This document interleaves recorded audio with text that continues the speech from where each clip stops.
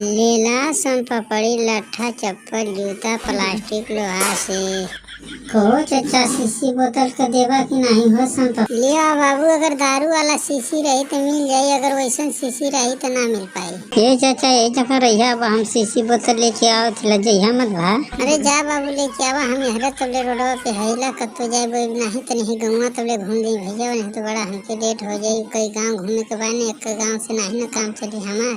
चलिए भैया चलिए, तोहरे गाँव में लट्ठा संपपड़ी वाला आ गइल बा। लोहा टीना लक्कड़ प्लास्टिक से जूता से लेला। कहो कक्का संपपड़िया पैसा से देवा कि नहीं? 5 रुपया के चाहत रहा दे देवा हमके। नहीं बाबू पैसा से ना देथिला, पर लोहा लक्कड़ लेके आवा उसे हम दे देगा।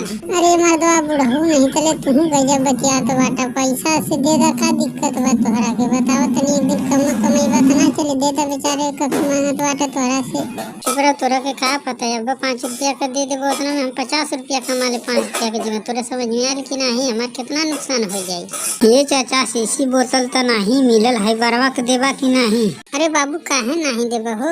दा लिया बार हम दे थिला। ये योगी भैया तनी है हमार कैचिया से बरवा काट के मुछे दढ़िया के भैया के दे दा तनी। हमके संपकड़ी चाहत बा मर्दवा नहीं तले। अरे मर्दवा पगलाइल बाटा, मेहरारून के बार से मिली तोहरे बार से नहीं। अरे बुढ़ऊ दादा तू ही न मर्दवा कला बारे से मिली। अब मर्दवा हमार बार कट गल, अब दाही संपकड़ी चुपचाप जानत बाड़ा कि नहीं तो ऐसे किलो के तोहार कुछ छोड़ ले जा। अरे भैया ऐसा काम नहीं करा है भैया। ला संपकड़ी हमार साइकिल नहीं छोड़ा, ठीक बा ना?